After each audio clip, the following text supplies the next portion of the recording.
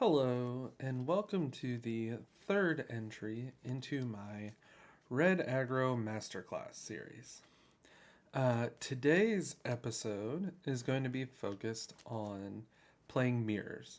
And I'm really excited about today's episode because I'm using PowerPoint, which is pretty fun. Technically, it's Google Slides, but this is my first Magic PowerPoint, so I'm pretty excited about that. Before we dive into how to win your Red Aggro mirrors, big thanks to Michael over on Patreon for commissioning this video. Michael's going to be playing Mono Red in Hartford this weekend. Good luck, Michael. And we're going to talk through how to make sure we win those Red Aggro mirrors. And as always, shout out to Heavy Play. You can get 10% off their products with the link in the description. But without further ado, as usual, we'll jump right in. So what are we going to cover today? We'll talk about the key cards in the matchup, what's most important to have in mind, both for ourselves and for our opponent. It's always important to remember that Magic is not a game that we play by ourselves. Our cards matter, our game actions matter, but our opponent's cards and game actions matter just as much. And so when it comes to key cards, we're thinking about both ourselves and our opponent.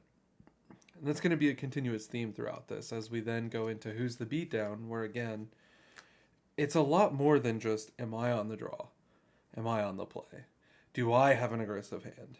Do I have a controlling hand? What our opponent is doing is equally as important as what we're doing. It always matters. We always want to make sure we're playing chess. Um, that said, when I'm on the play or on the draw, there are things that I do differently. It's not going to necessarily assign my beatdown role, but it is going to affect my gameplay. And so we'll dive into what exactly I do differently there. And then the last couple categories, calculate everything, don't blink first. This is where we really get into how I'm going to approach those thicker board states, those interesting points in the match, the inflection points, the core memories, the spots where we either win or lose the game.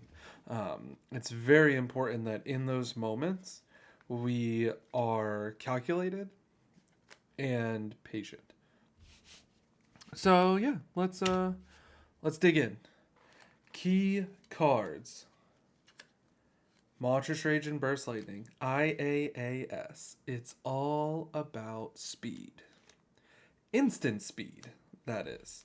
These cards are your most important cards on the matchup on both sides. And they're the most important tactical cards. So, you might say, Stanley, come on. Like, if I just play Nemesis on 3, Nemesis on 4, Nemesis on 5, my opponent just dies, right? Maybe, probably.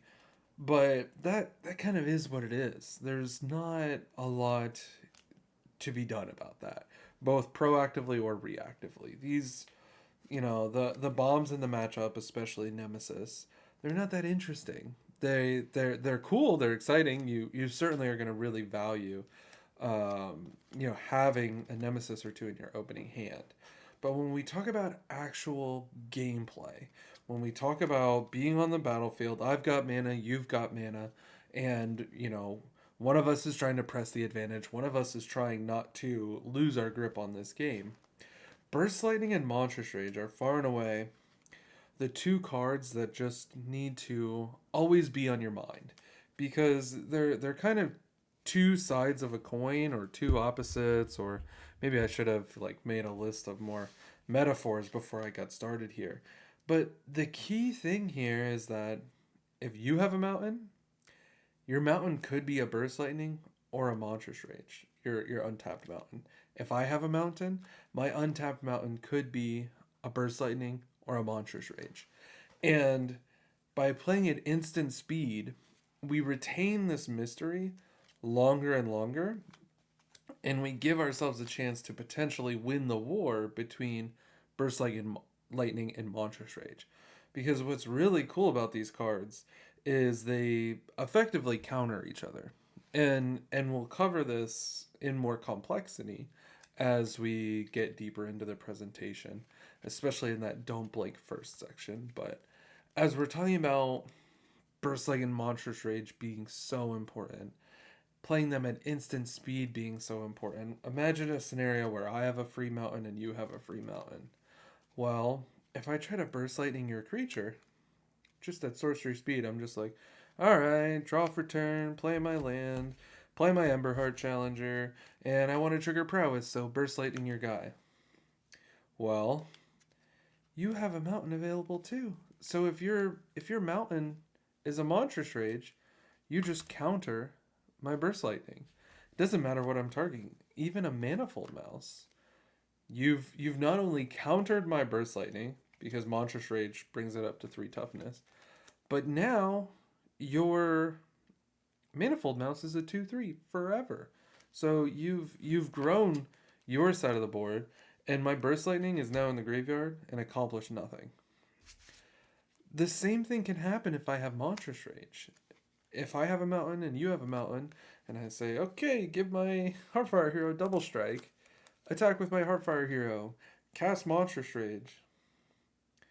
Well, if you have a mountain available, and my Heartfire Hero is only a 2/2, you get to Burst Lightning it. So by being too proactive, by being too just like kind of playing my cards and hoping for the best, I've walked right into your Burst Lightning, just completely invalidating my Monstrous Rage. My Rage goes to the yard doing nothing, and my Heartfire Hero goes to the yard, and sure, you're going to take 2 damage, but there was a Valiant trigger on the stack, there was a Monstrous Rage on the stack. I lost so much by just kind of mindlessly casting my spells when you have a simple mountain available. And of course, there's more instants in the deck, right? But even just the humble mountain, if you have just a single untapped mountain, whether you have Burst Lightning or Monstrous Rage, you're representing the possibility of Burst Lightning or Monstrous Rage. And the same is true of your opponent, which means that the humble mountain uh, requires a lot of respect. And if you have a mountain, you want to keep in mind that your opponent is thinking about, okay, what if you have Burst Lightning? What if you have Monstrous Rage? And the same goes for you. If you've started your turn, you draw your card for turn, you play your land, you start to think about what game actions you want to take. First thing you're going to do is you're going to look at your opponent's side of the board, and you're going to see how much untapped mana they have.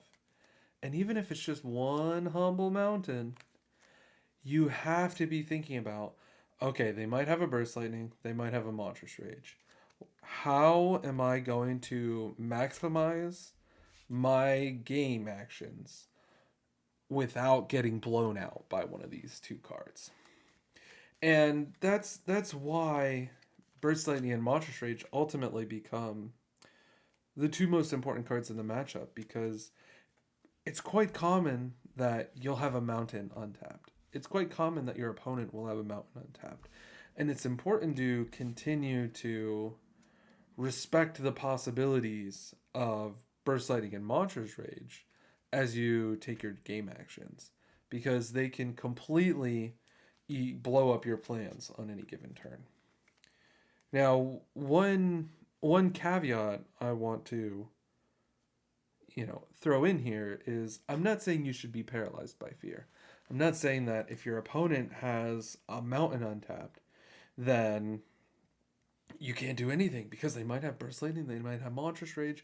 You're just stuck. You're paralyzed. That's not what I'm saying at all. We want to take game actions that minimize how much we get punished if our opponent has the card that's going to blow us out. And that rarely looks like doing nothing. We are going to do something. We're going to take some game actions. We're going to progress our game plan, or we'll hold up interaction to disrupt our opponent's game plan, depending on where we're at in the game. But if I can play around Burst Lightning, I will. Let's take a simple example of, I started the game turn 1, I played Higher Claw. Turn 2, my opponent says Mountain Go.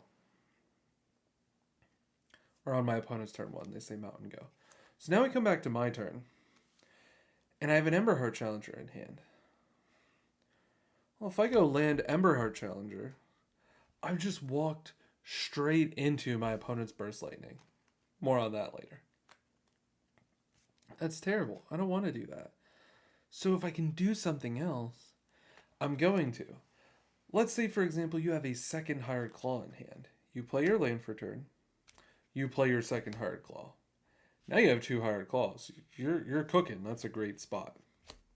And then you go to combat. And now your opponent is in this terrible spot. Because they have this Burst Lightning, and they really want to kill your Hired Claw before you turn it sideways. Because if you turn your Hired Claw sideways, they're going to take 3 damage.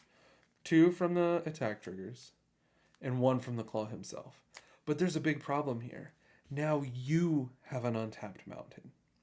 And if your untapped mountain turns into a Monstrous Rage, your opponent pretty much loses the game on the spot. Because now, instead of taking 3 damage, they're taking 6 damage, and they've discarded a Burst Lightning for fun. And you have a 2-3 Hired Claw and a 1-2 Hired Claw. And so that's a massive risk that your opponent really can't take. And so this is a spot where you, as the person on the play, you leverage the power of the mountain, you leverage the power of Monstrous Rage, even though it's not in your hand, and you get to get in for 3, and you get to leave this very intimidating mountain behind and untapped to represent, maybe I have Monstrous Rage, you better be careful, maybe I have Burst Lightning, you better be careful, and you're already putting your opponent in quite a difficult position. So, key cards, Burst Lightning, Monstrous Rage. Every untapped mountain could potentially represent one, and it's important to remember that that goes both ways. You don't want to walk into those cards, and you want to use your mountains to represent those cards. And this little, don't play Emberheart Challenger, play Hired Claw and leave a mountain untapped, is a really good illustration of both sides of that gameplay. So, next up. Very, very important question when it comes to aggro mirrors. Who's the beatdown? And many people will even go so far as to sideboard pretty significantly differently, whether they're on the play or the draw. And I think that's okay to board a little bit differently, but the reality is play draw does not determine who's the beatdown.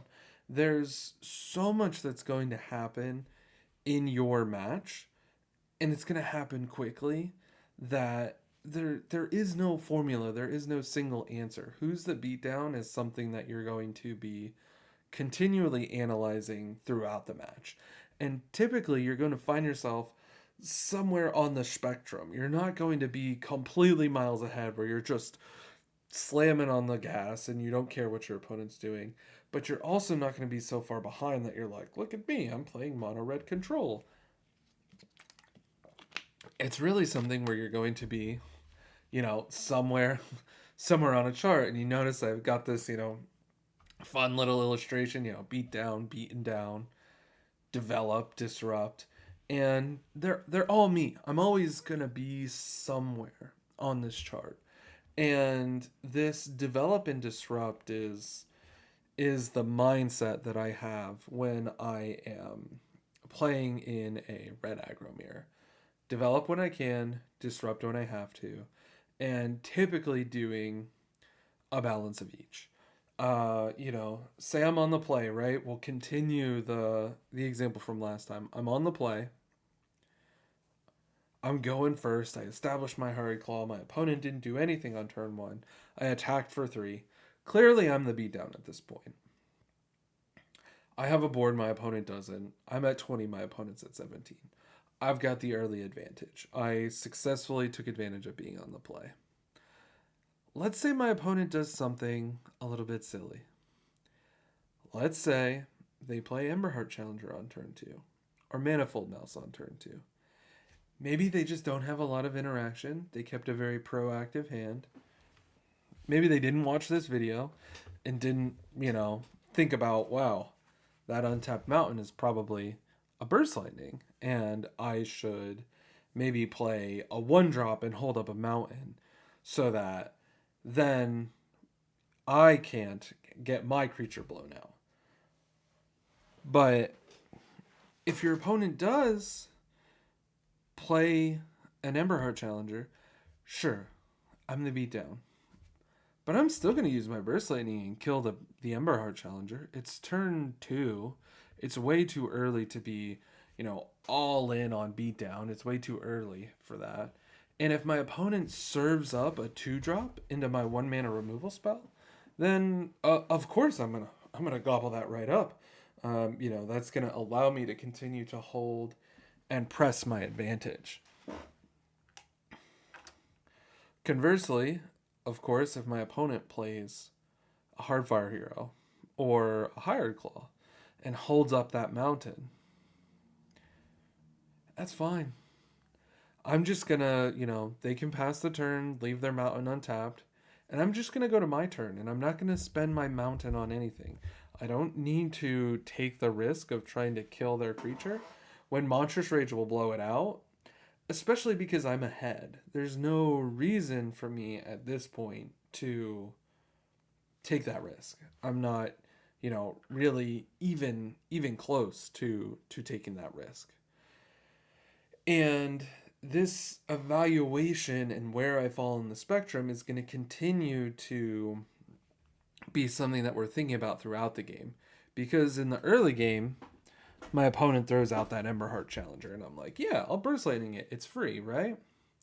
But let's say, I'm at 18 and my opponent's at 8. And I've got 2 cards left in hand, and it's, say, Burst Lightning and a land. But I've got some creatures on the board. And my opponent plays an Emberheart Challenger. First of all, resolves. We don't have counter spells. Second of all, I'm going to see if they attack with it.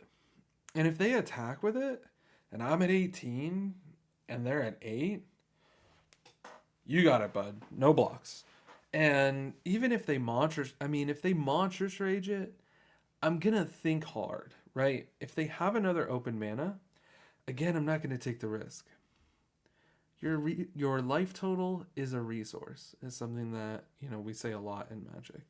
And so that Monstrous Rage means, okay, I'm going to take 6 from Emberheart Challenger.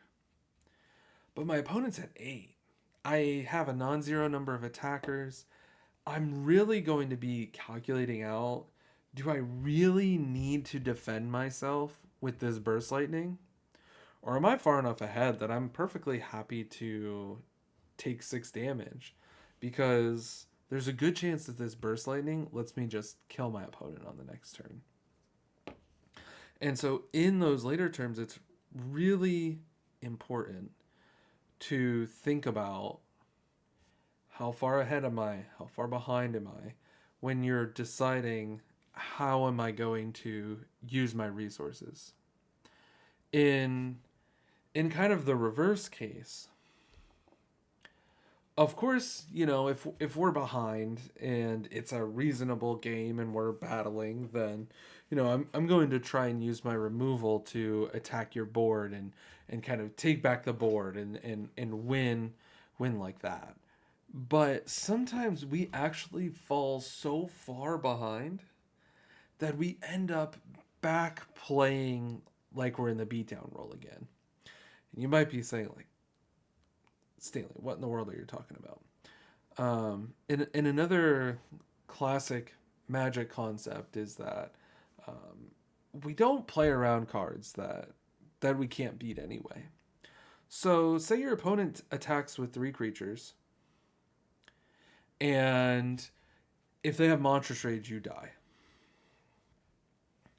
So the first thing you're going to do is you're going to see, is there a way that I can line up blocks or spend my interaction so that I either intimidate my opponent into not casting Monstrous Rage with, some kind of blocks or open mana.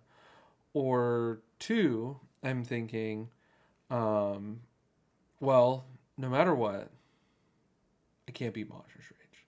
There's no set of blocks or way for me to sequence my spells where I don't die to Monstrous Rage. Well, in this case, we just step back and go, okay, so let's say they don't have Monstrous Rage. Well, the next thing we do is we ask, okay, what if they have Burst Lightning? Is there a way that I can defend myself such that I don't die to Burst Lightning? Let's say again the answer is no. Then at this point, what you have to do, your kind of only option is to say, okay, well, let's imagine my opponent doesn't have Monstrous Rage, doesn't have Burst Lightning, because sometimes they won't. What's the minimum amount of resources I can commit to not dying? And this way, hopefully, I can come up with a really big turn to kill my opponent on the crackback. The crackback being my attack back at them on the next turn.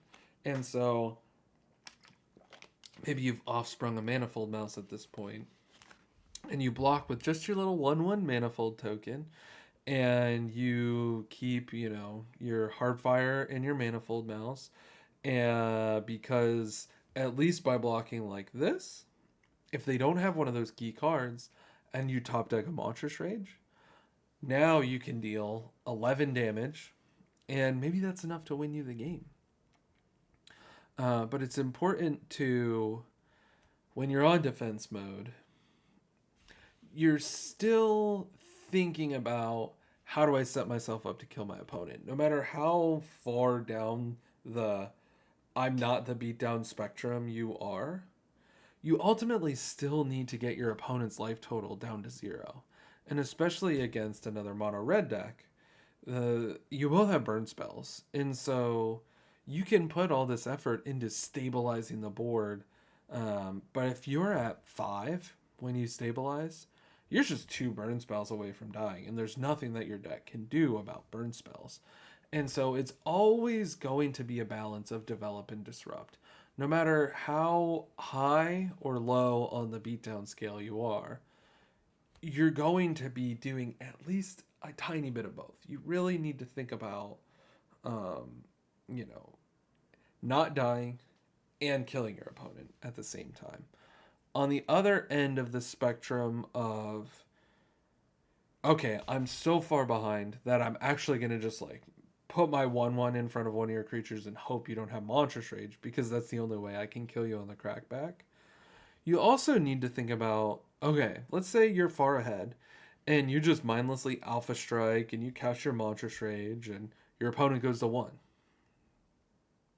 Well, you might think, I'm at 12. I'm so far ahead. How could I lose? And then they go, Manifold Mouse, Monstrous Rage, Double Strike, kill you. Oops. That was your game to win. But putting your opponent to 1 is not 0. And so if you can't precisely kill your opponent, you need to respect the fact that standard cards, red cards, they are super, super powerful. And you need to take a moment to think okay, yeah, I'm at 12, but 12 isn't, 100. Does my opponent have a line where they could reasonably deal 12 damage?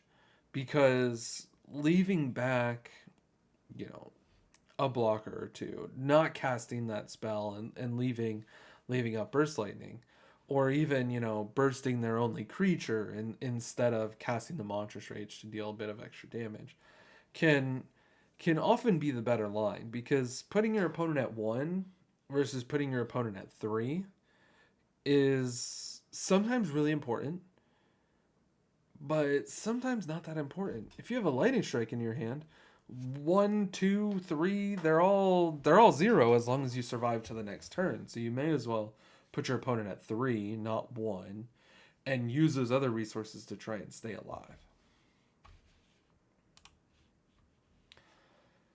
So, how does play draw... Oh, I'm going to have a human moment here and realize, I wonder if my face... Okay, my face hasn't blocked the PowerPoint so far, but it's blocking the PowerPoint right now. So we're going to just zip me over here. So how does play draw affect my game plan? This is going to change as the game goes on. So when I'm making my keep or mull decision, I'm definitely thinking about, am I on the play or am I on the draw? It's not the only thing I'm thinking about, but it's definitely on the list of things I'm thinking about. If I'm on the play, I would rather have a strong proactive hand. A little bit of interaction is fine, but I don't really need more than one piece of interaction. I want to take the advantage early. I want to press my advantage. I want to pressure you with one drops and monstrous rage, kind of like that sequence we talked about at the beginning. Conversely, if I'm on the draw, I really want more interaction. I would really like to have two pieces of interaction if I can. Now, that doesn't mean I'm going to mulligan anything on the draw that doesn't have two pieces of interaction, but I am going to prioritize something with a little bit more interaction over something that's just purely proactive. That said, if I have a perfect reactive hand on the keep, I'll probably still keep it. If I have a perfect proactive hand on the draw, I'll probably still keep it. It's really hard, if I have land, land, land, Hardfire Hero, Manifold Mouse, Emberheart Challenger, Monstrous Rage. It's like, man, I'm on the draw. I really wish I was on the play. This hand would be perfect, but it's just too good to mulligan. Conversely, if I'm on the play and I have, land, land, land, burst, strike, we'll say hero nemesis. Well, it's a little interaction heavy. I wish I had monstrous rage. I wish I had, more threats. Heartfire on one is pretty unexciting if my three lands are mountains. But having two pieces of interaction, being able to just slam Nemesis on turn three, it's good enough that I just can't pass that up. I can't ship that back. It's better on the draw. I'm more excited about that on the draw. But on the play, I'm still definitely jamming with that hand. And then the most important part where I'm going to be thinking about my play draw status is on the early turns, how I sequence my plays. So if you've been watching this series, you know that I really, really, really like Mountain Go on the draw. This is a great line because Mono Red plays very powerful 2 mana creatures, Manifold Mouse and Emberheart Challenger. And many people, they play that second land and they just can't help it. They played Heartfire Hero on turn 1. How can I not play my Manifold Mouse on turn 2? And then they play it, and then you burst it, and now their Manifold Mouse is dead, and they just attack with one for their hero, and now you've got your 2 mana, and you're set up to start being proactive with your turns. Quick note on that. Amazing against the mouse package. But is it prowess on the other hand? That line kind of doesn't do anything. Is it prowess on turn 2 is either going to play Corey Steelcutter, they're going to play, they're going to plot their Slick Shot, maybe they'll play their Drake Hatcher.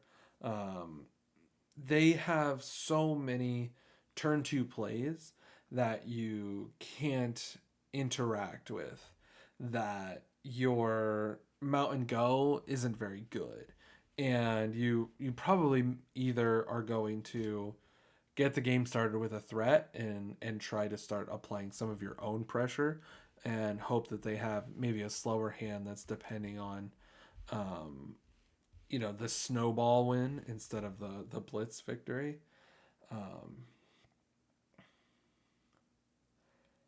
But the Mountain Go against Izzet doesn't work very well. One thing that I would encourage you to do is, if they played a creature on turn 1 and you want to use your turn 1 to cast Burst Lightning, You should just kill Swiftspear or the Otter on your turn one at sorcery speed while they're tapped out. Because, as we talked about, let's say, for example, they go turn one Swiftspear, and then turn two, they play Storm Chaser's Talent. Now there's a prowess trigger on the stack. And maybe you respond with Burst Lightning and kill the Swiftspear. But all they need is one instant to blow out your Burst Lightning via a prowess trigger. It could be Opt, it could be Burst Lightning, it could be Monstrous Rage. They have so many ways to blow out that turn one Burst Lightning of yours that you really want to just cast it on your turn one while they're tapped out. If you're not sure whether or not you're going to cast it, then that's fine. But take a moment and think: do I need to kill this Swift Spear? And if the answer is yes, you should just do it on your turn one. It doesn't make sense to let Swift Spear just deal an extra 2, 3, 4 damage to you over multiple turns when you can just snipe it turn one and shut that down before the party gets started. But trying to pass with your mana open against prowess, you're going to have a really hard time resolving your removal spell. So you're kind of doing it the opposite as you would do it against the mouse package. Against the mouse package, and you'll notice I mentioned Spell Snare. Spell Snare, if you don't know, 1 blue mana, counter target spell with converted mana cost 2. Very popular and powerful modern staple. And if your mouse opponent plays Emberheart Challenger or Manifold Mouse on turn 2, then effectively your Burst Lightning is a Spell Snare. You just kill it, and for 1 mana, you've removed their 2 mana spell. And so there we're playing at instant speed. We're being patient. We want to see what our opponent does on turn 2 before we use our mana. But against prowess, if they ran out of prowess creature on turn 1 and your plan is to kill it, you better do it on your turn because you probably won't have a safe window to do it on their turn. Then, on the other side of the equation, if I'm on the play, I want to make sure that I don't walk into a Burst Lightning. And so if my opponent starts with an open mountain, I am not going to walk my 2-drop into that open mountain. I'll play an extra 1-drop and hold up Monstrous Rage. I'll just play my mountain, attack with my creature, and hold up interaction. But there's no way that on the play I am playing Manifold Mouse or Emberheart Challenger if my opponent has an untapped mountain. It just doesn't make sense to walk into that potential blowout.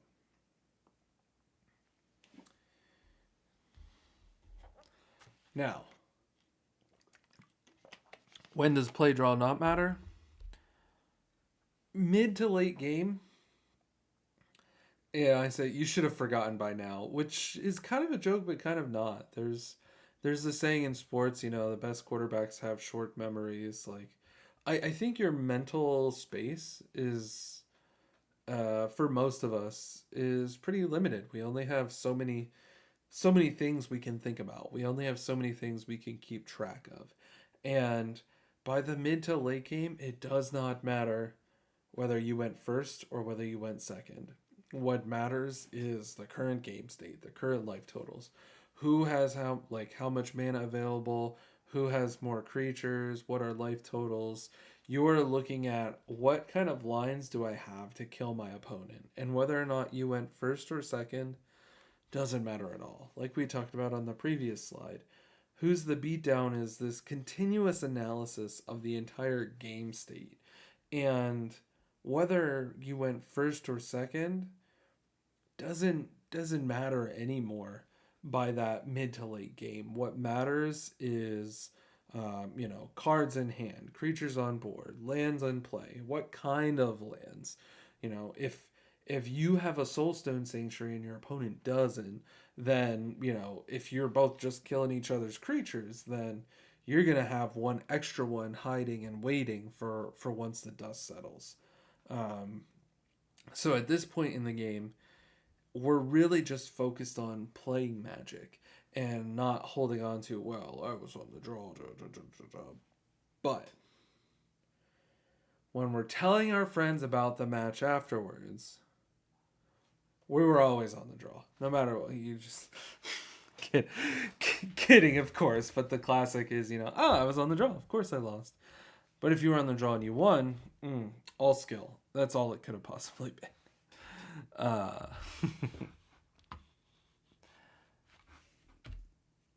Nope, I clicked on stuff. Ta-da! Now we'll shove my face over here. So, now we get into the nitty-gritty, the hard part, the calculations, the thing that makes us love Red Aggro. Or maybe it's not the thing that makes you love Red Aggro, but if you're passionate about Red Aggro like I am, then it's probably one of the things that you enjoy, because there is some serious calculations that can go into your lines. There's this classic joke like math is for blockers, but it's not. It's for attackers. It's for everyone. Like we talked about before, standard is explosive. The cards are powerful. If you tap out an attack with all your creatures in a situation where your opponent has clear blocks, where they live at 1 instead of going to 0, you could have very easily just killed yourself. You could have very easily just put yourself in a situation where you just die on the crackback. It's very, very important to use the clear known information to calculate how your decisions will work out before just kind of going on vibes. That's not the way you want to play Red Aggro. Your deck can deal a lot of damage. Your opponent's deck can deal a lot of damage. And so before you just turn all your creatures sideways and go, surely this Monstrous Rage will win the game, ask yourself, will my Monstrous Rage win me the game? Even if your opponent's tapped out, do the math. What blocks could stop you from winning the game? And would those blocks leave your opponent with enough resources to potentially kill you on the crackback? Now, if you, in your attack, you calculate, okay, the only block where my opponent lives, all of their creatures die. Well, then great. You have protection in the form of you're leaving them without resources to then kill you. But if they can keep a Manifold Mouse, that can represent a lot of damage. Double Strike is a very powerful effect, especially in a Monstrous Rage deck. We know that because we are also playing a Double Strike Monstrous Rage deck. And so it's very important to consider, do I actually have lethal? And if not, can I really afford to spend all my resources proactively? Or do I need to commit some amount of resources, be it blockers or instants, to defending myself? And as I said, sometimes the answer is, yeah, I can just attack with everything, cast my Monstrous Rage. They're either going to die or they're going to lose all their creatures. And either way, my opponent is put in a position where they can't win the game, and I'm set up to win the game on the next turn. But if they can't, then you really need to consider, okay, what is the most tactical thing that I can do? Should I attack with 1 creature? Should I attack with 2 creatures? How much extra damage would I get out of the second creature? If I have 1 Monstrous Rage, will the second creature get me a lot of value? Is Nemesis the best attacker? Is Hardfire Hero the best attacker? There's all these infinite things to consider and calculate, and each creature has its different things that could go with it to make it a better attacker or a better blocker. Your opponent's mana tells a story. If they're not tapped out, that matters. One mana, as we already talked about, that could be Burst Lightning or Monstrous Rage. And defensive Monstrous Rage, that can really get you. Usually if my opponent casts a Monstrous Rage defensively, I'm like, better on blocking than attacking. But if they eat one of your critical creatures, that can definitely put you in a position where now your opponent can kill you on the crackback. And if they have 2 mana open, 3 mana open, that can represent all sorts of different things as well. A really good thing to do, especially against mono red decks, is to remember defensive Witchstalker frenzies. And so, for example, if your red opponent has 1 red mana available and you have 3 creatures, you know that attacking with all 3 creatures will turn their Witchstalker Frenzy online, and they can use it to kill one of your creatures. So take a moment and consider, is it worth it for me to just attack with 2 creatures? Am I getting enough extra damage from the third attacker that it's worth it for me to potentially allow my opponent to cast Witchstalker Frenzy? One thing that you'll find is that Heartfire Hero, if you're not triggering Valiant, he's such a medium attacker. And the kind of cool thing is that he can deal the same damage while blocking. So even if your Heartfire Hero is a 2/2, if you attack and they don't block him, you dealt 2 extra damage. Depending on a lot of factors, that 2 extra damage could be really important, or it could be not that important. But if you leave him back to block, and you put him in front of a big Emberheart challenger and he dies, he still dealt 2 damage, but he also prevented some amount of damage from coming to you.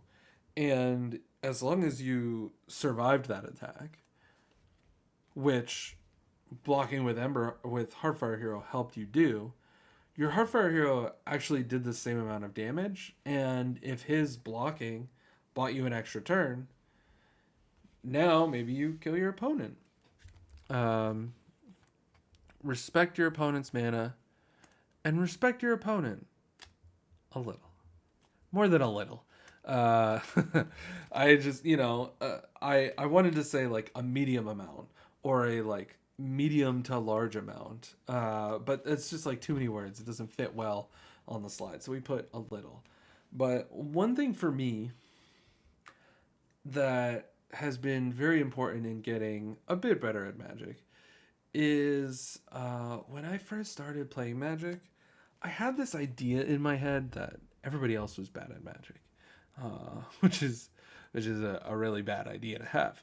But I played in very reckless ways, and I thought, if I do this, I only lose if my opponent does that. But my opponent won't do that. They'll never think of that line. They saw the line. I think it's really important, and you get a lot better at Magic, that you consider your opponent a good player. You assume that they will make the correct plays. I'm not saying assume that their hand is always perfect. I'm not saying assume that they're better than you. I'm not saying assume that they'll find some galaxy brain line in an otherwise, unwinnable scenario. But assume that they are a good player, that they know that they can use their Burst Lightning to blow out your Monstrous Rage, or use their Monstrous Rage to blow out your Burst Lightning. They know that if they attack with Nemesis and give it trample, then the damage that you deal in combat is a lot. It's going to trample over for some amount of damage, and then it's going to reflect that same amount of damage. They also know that if they block with Nemesis and you give your creature trample, that their Nemesis will only take 3 damage. And I think it's just really important to assume that your opponent isn't going to make big mistakes. It's something that I used to do. It's something that I see people do. And our opponents, especially at high level play, they rarely make big mistakes. Um, but what we do want to do is we want to give them opportunities to make mistakes when we can. We don't walk into lines where we can get blown out, but we do walk into lines where we can do the blowing out.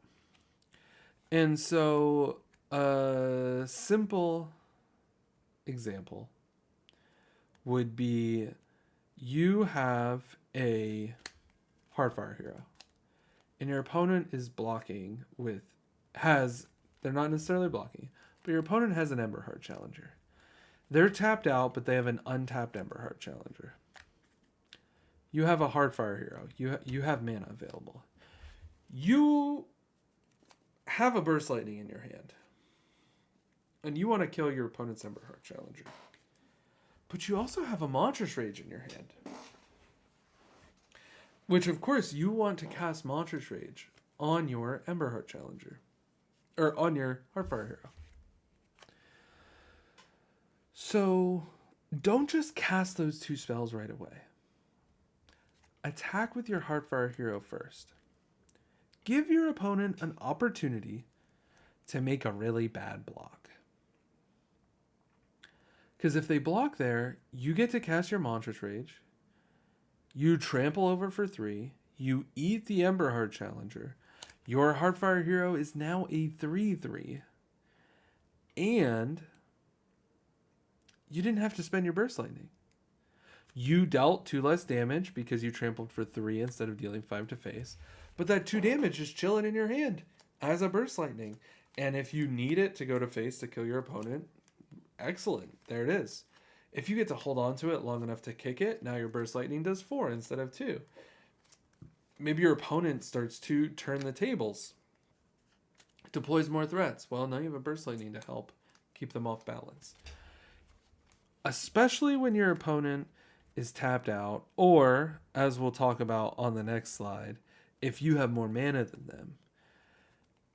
Give them opportunities to make mistakes. Give them a chance to block before you cast that Monstrous Rage, before you cast that removal spell.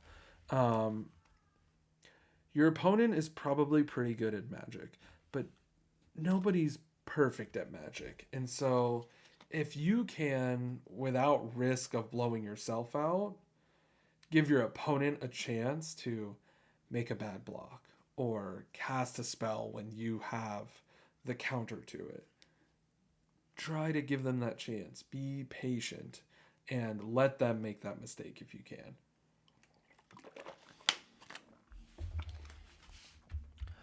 I want to go back. I missed one thing on this slide. And I think it's really important that Monstrous Rage, and let's get my face out of the way again. Because it adds the monster roll, once you resolve Monstrous Rage, Heartfire Hero is a 3/3. Hired Claw is a 2/3. Emberheart Challenger is a 3/3. Manifold Mouse is a 2/3. And, of course, your 3-mana 3/3s become 4/4s. But more importantly, if you resolve Monstrous Rage, that creature no longer dies to Burst Lightning. And so if your opponent is tapped out and you have a free opportunity to resolve Monstrous Rage on Heartfire Hero and make it a 3/3, take it. That's 4 less removal spells in your opponent's deck that can deal with your Heartfire Hero. In general, in the mono red matchup, sometimes you're holding on to Monstrous Rage, you're getting this big, exciting blowout. But in general, if my opponent has tapped out and I have this window to resolve Monstrous Rage, especially if I have a second Monstrous Rage, then for sure I'm going to just make sure I resolve the first one. But in a matchup against damage-based removal, resolving that Monstrous Rage is really, really powerful. Getting your creature to 3 toughness is really, really valuable. Okay, so now is a big slide. I'm excited about this one. Don't blink first.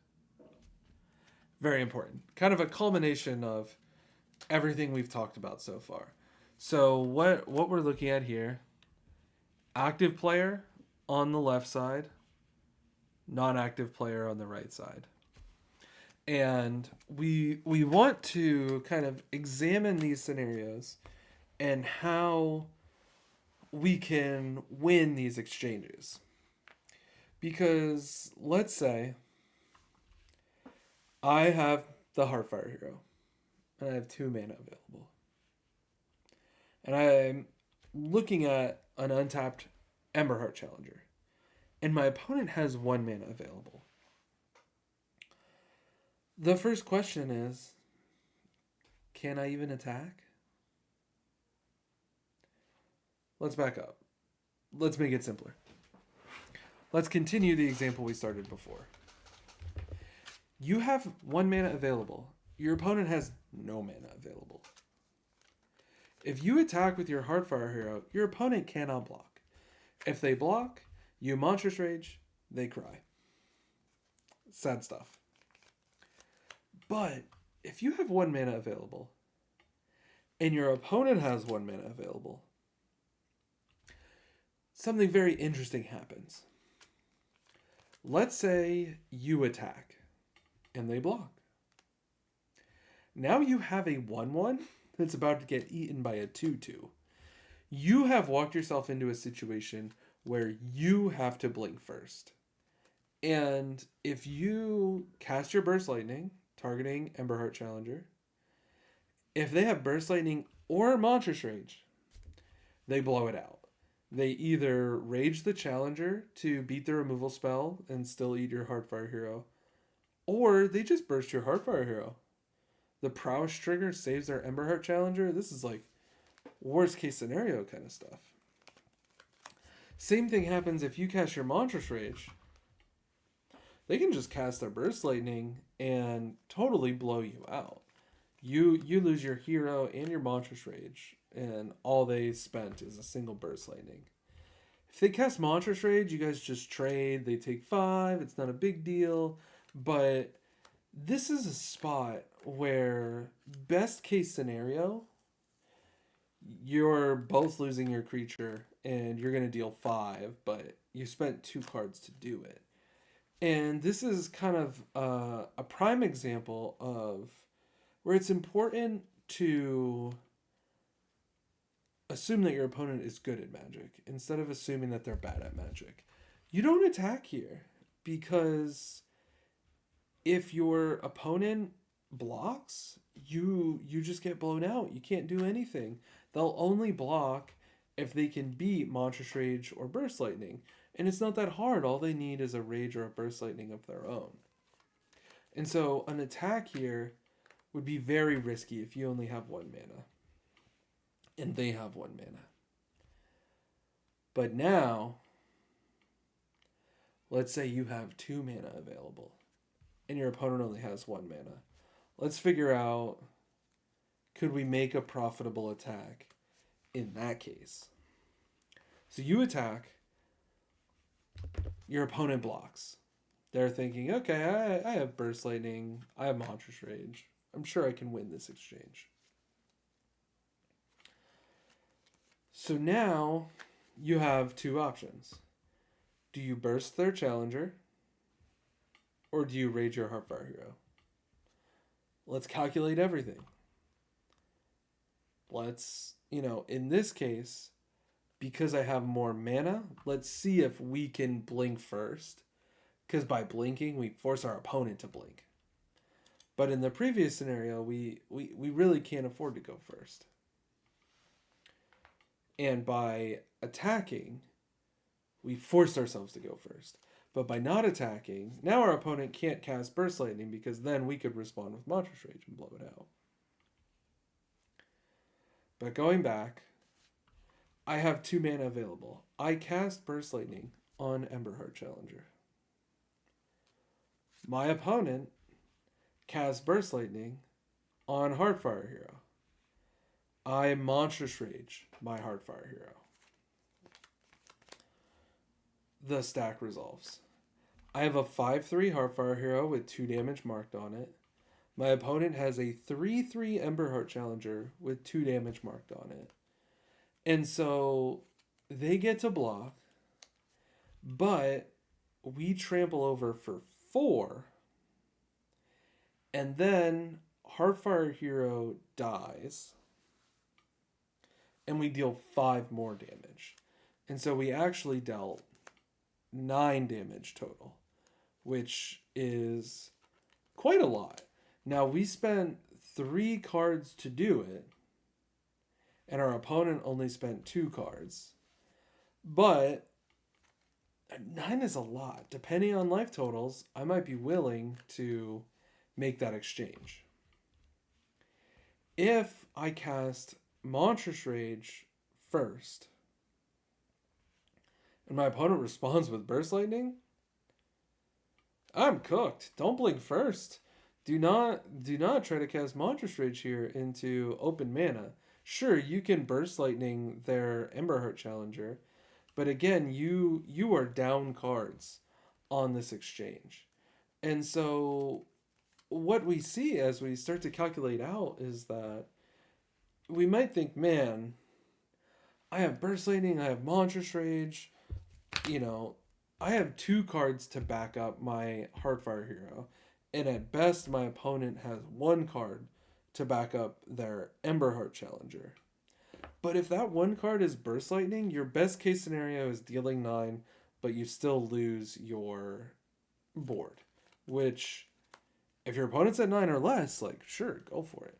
But if they're still at 18, this is not a particularly profitable exchange. This is not what I want to do. I want to continue to hold back my cards, because if my opponent taps out, I can potentially use these guys for pretty dangerous stuff as the game goes on.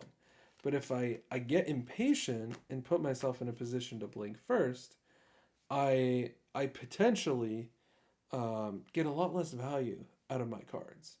Again, it's all dependent, right? This calculate everything and don't blink first go together. But what's important is that you're evaluating when you have to start the chain. What card are you going to use to start the chain? And are you going to come out ahead, or are you going to come out in a really bad spot? And here I think it could very easily look or feel like, oh, I got Burst Lightning and Monstrous Rage to back up my Heartfire Hero. Of course I'm going to be able to attack. But if your opponent blocks, it's actually bad news for you, because they probably have Burst Lightning, which just really locks you out of doing much interesting in that scenario.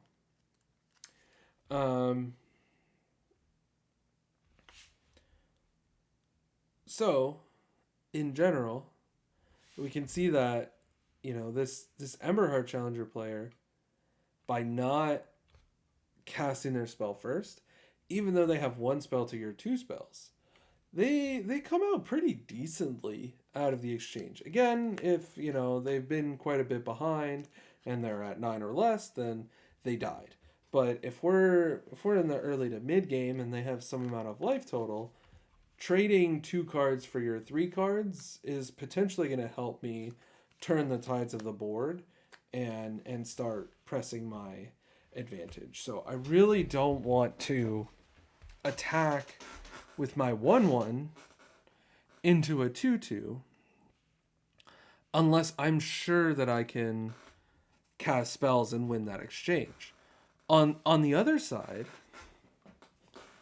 if I have a 2/2 attacking into a 1/1, I feel a lot more confident because I don't have to blink first.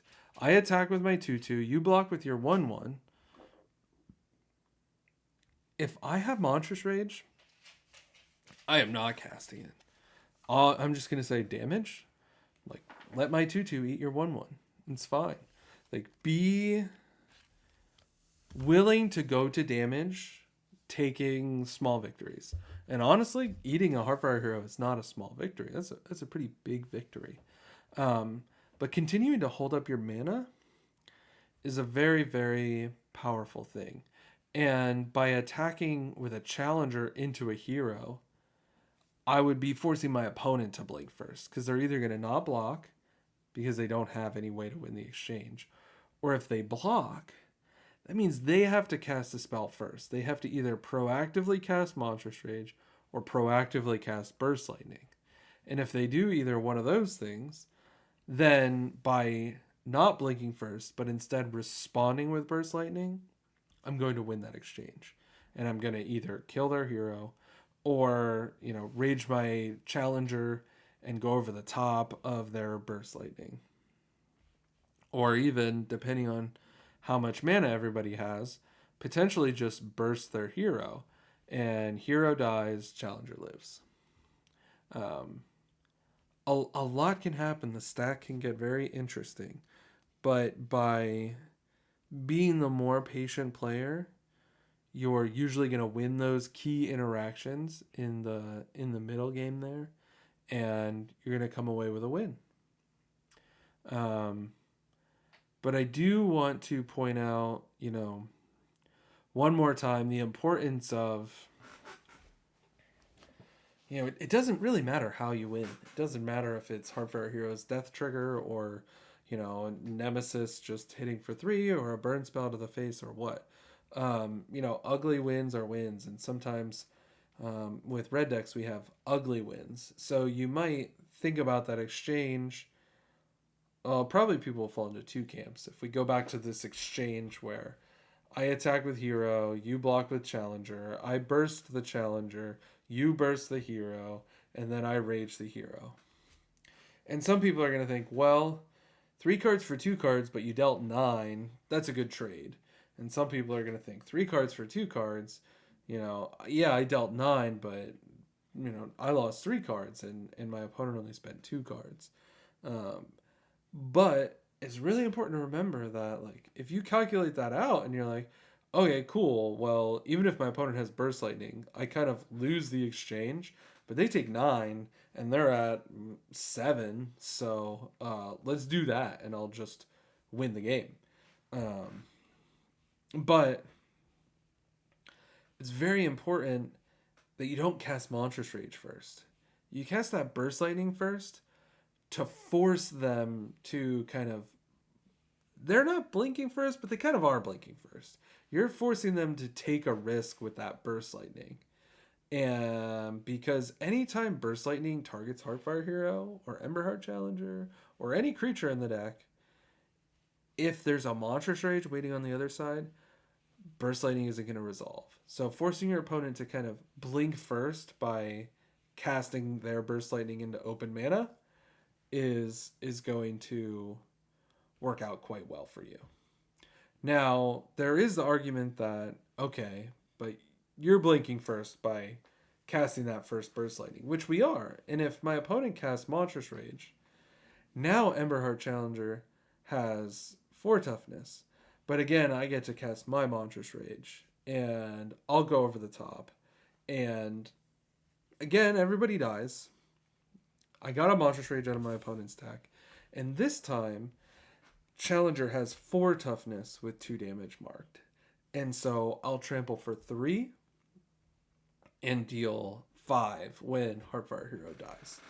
And so the minimum I'm dealing to my opponent with this attack, funnily enough, is 7 damage. Because if my opponent doesn't block and I get brave and cast my spells and they don't have anything, like the most I could do there is actually 5 damage via the hero plus 2 via Burst Lightning. But if they just don't block and they hang out behind their mountain, it's almost impossible to cast our spells. What we need to do is we need to, even if Ember Heart Challenger isn't blocking, we Burst Lightning it to hopefully draw out whatever our opponent has. And if they Burst Lightning your hero, you blow it out, you deal 5, and now you get to keep your 3/3 hero. If they Rage their Challenger, you get to Rage your hero and deal 5, but now they have a 3/3 Challenger looking at you on the crackback, which is a little bit scary. And so there's so many layers. There's so much to calculate. There's so much to consider. There's a pretty good argument that in this case, if I attacked and my opponent didn't block, maybe I just don't cast any spells. Depends on life totals, depends on the context of the game. But by blocking, we enter this forced sequence of spells. And it really goes together with the calculate everything and don't blink first. We want to be ready for that when we decide whether or not we're attacking. Because if we attack and they don't block, there's a chance that we just go to damage, deal 1. It's like feels bad, but casting your spells presents a lot of risk. And by blocking, the cool thing is that if they block, the minimum we're going to deal is 8 damage. Because the Ember Heart Challenger is going to kill the Heartfire hero as long as they have a spell. I suppose...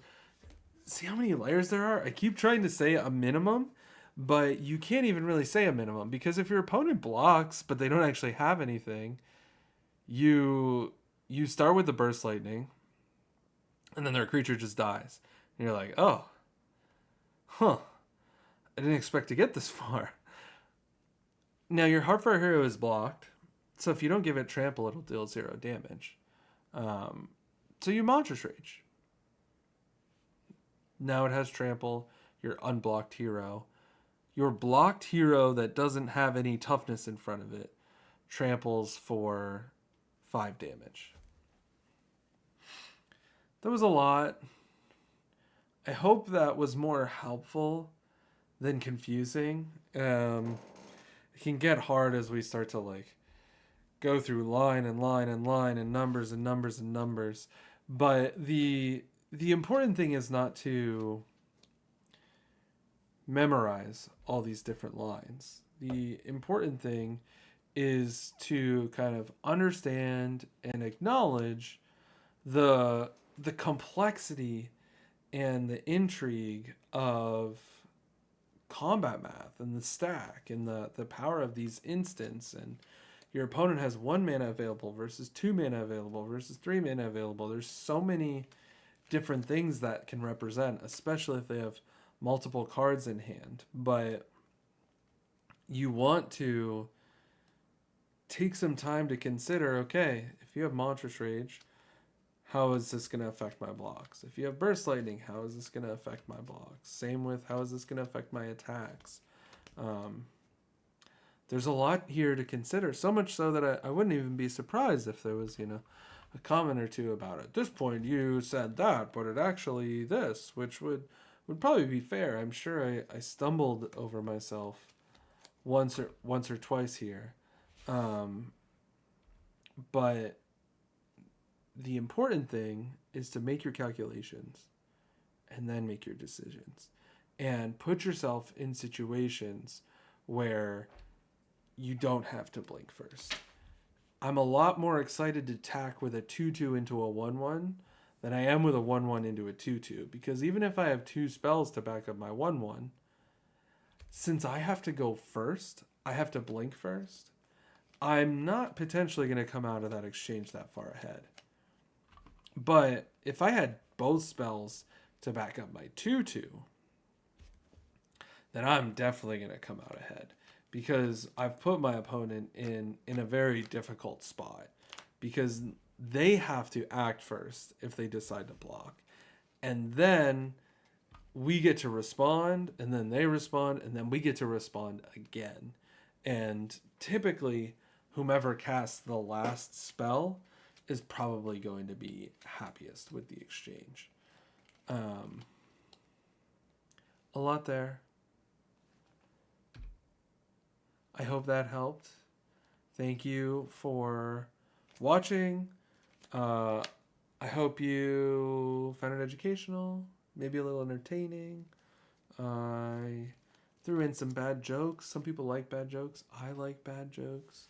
But if you have a topic you would like to see in the next one, feel free to comment. I feel like I'm supposed to say, comment, like, subscribe, all that stuff. So if you have topics you want to see, let me know. I'll definitely be continuing this series. Thanks again to Michael on Patreon for commissioning this video. And if if you have a topic that you really want to see next, feel free to just commission it. It's the same price as an hour of coaching, except you get a video that's over an hour that covers whatever topic you want to cover. So yeah, thanks a lot. Have a good day.